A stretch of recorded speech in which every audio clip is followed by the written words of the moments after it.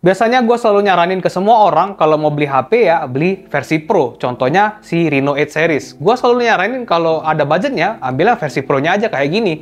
Tapi kalau di Reno 10 series ceritanya jadi beda. Gue ngerasa kalau versi terendah atau versi termurahnya ini itu yang punya value for money paling tinggi. Kenapa? Langsung aja kita bahas setelah yang satu ini.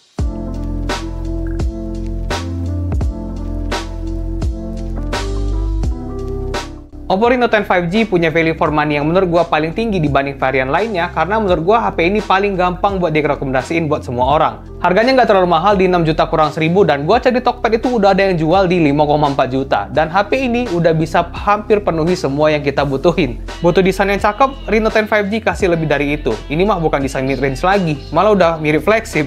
Ganteng, elegan, bentuk kamera yang unik, dan di genggaman tuh nyaman. Iya sih, masih pakai bolid plastik, tapi masih lumayan solid kok. Malah bisa bikin HP-nya lebih tipis di 7,9 mm dan ringan di 185 gram aja.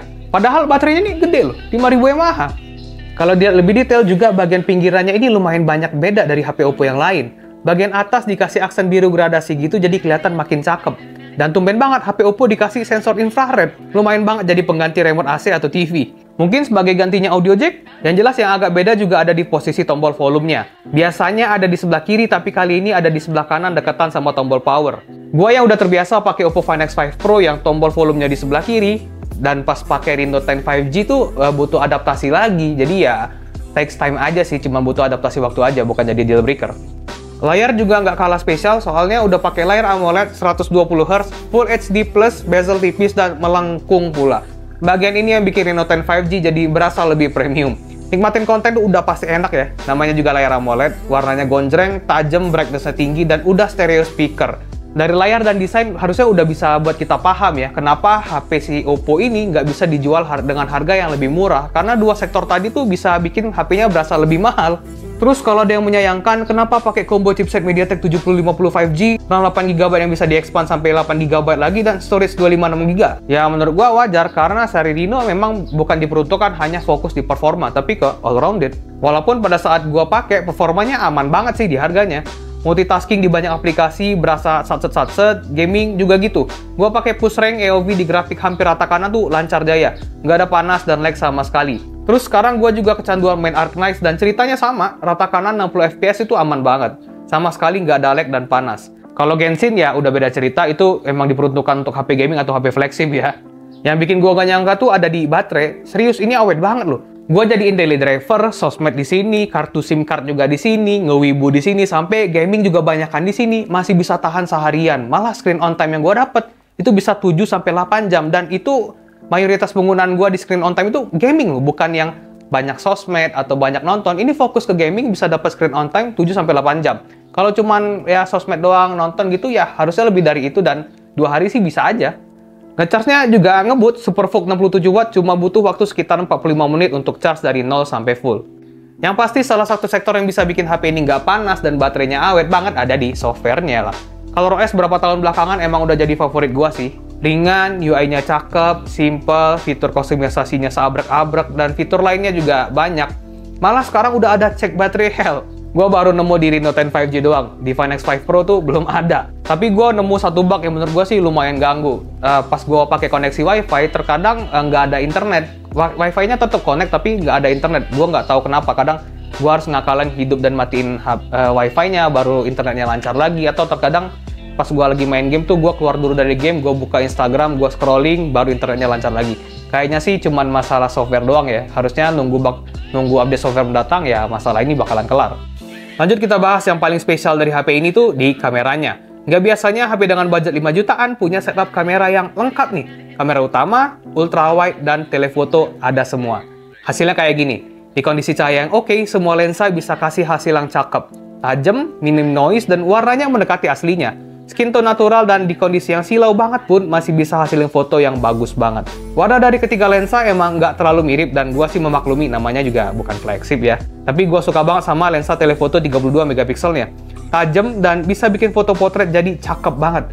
Malah hasilnya lebih bagus dari Pixel 5 yang selama ini gue banggakan, karena bokehnya tuh lebih rapi nih di Reno 10.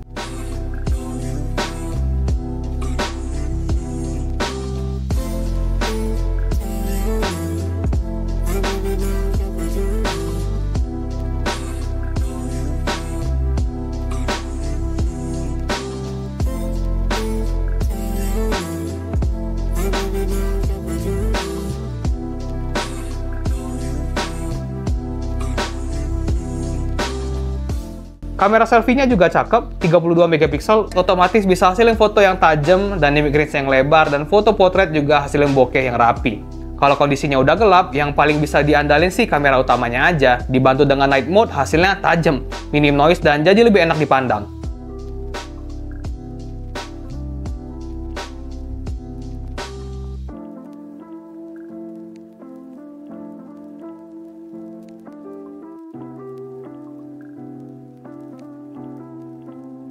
Untuk video sebenarnya bisa sampai resolusi 4K 30 fps, tapi karena kamera utamanya belum ada OIS, jadinya cuma stabil di 1080p 30 fps aja. Kalau 4K dia nggak bisa pakai ultra wide dan kurang stabil juga ternyata, walaupun detail emang lebih bagus ya. Berarti enakan di 1080p aja. Reno 10 5G, resolusi 1080p 30 fps, masih bisa switch lensa. Kayak gini, ini ultra wide, ganti ke 1 kali, sip, stabil ya, cakep, dynamic range juga masih dapat, mantap sih ini. So itu dia review Oppo Reno 10 5G. Kalau misalkan diukur dari harga dan user experience, ya menurut gua sih HP ini worth it banget. Desain ganteng, layar cakep, performa oke, baterai awet, ngecharge ngebut, software nyaman, dan kameranya bagus. Apalagi lensa telenya, cakep banget buat foto potret. Tapi ya seperti biasa, kalau memang cari HP yang lebih fokus ke performa, ke spesifikasi, ada brand lain yang bisa menawarkan spesifikasi lebih tinggi dan harga yang mirip-mirip, atau bahkan lebih murah. Soalnya si Reno 10 5G memang dibikin untuk ke yang lebih all-rounded, atau yang lebih seimbang di segala sisi. Terus kalau ada yang bilang Oppo overpriced juga bisa valid, bisa enggak sih? Valid kalau dibandingkan dengan brand HP lain yang bisa kasih spesifikasi lebih tinggi tapi dengan harga yang mirip atau dengan harga yang lebih murah. Tapi bisa jadi nggak valid kalau kita lihat atau teman-teman udah ngerasakan betapa awetnya HP Oppo yang udah dipakai bertahun-tahun, masih lancar, baterainya tetap bagus, performa tetap lancar, terus juga udah ngerasain service centernya Oppo gimana bagus ya, karena gua udah pernah bikin videonya, prosesnya cepet banget, nggak ada nunggu berhari-hari, langsung selesai begitu aja. Dan belum pernah dengar juga kan ada banyak berita yang bilang kalau HP Oppo meledak, HP Oppo banyak yang matot gitu kan. Nah, ini bisa jadi salah satu faktor kenapa Oppo pede ngejual HP-nya dengan harga yang lebih mahal dibanding yang lain. So, segitu aja video kali ini. Semoga bermanfaat. Kalau misalkan teman-teman punya pertanyaan seputar Oppo Reno 10 5G, komen aja di bawah. Atau misalkan setuju dan nggak setuju dengan review gue tadi, nggak apa-apa. Kita sharing secara sehat di kolom komentar. Santai aja, gue orangnya santuy. Dan ya, kalau misalkan mau support kita, boleh banget subscribe. Dan gue Farid. Bye.